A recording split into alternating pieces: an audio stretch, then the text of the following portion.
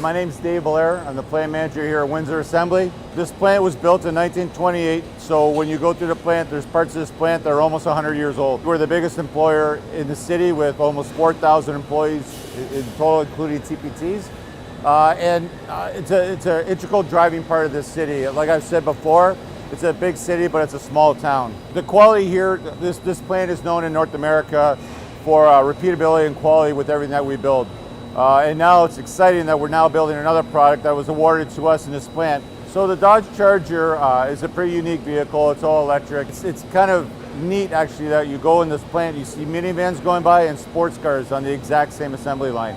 I would like to take the opportunity to congratulate them for a job once again well done that now allowed us to be given a product to make us even more efficient, more successful, and it just solidifies the strength and the belief that the company has in this group. We're very, very proud as a company and as a city of this plant specifically.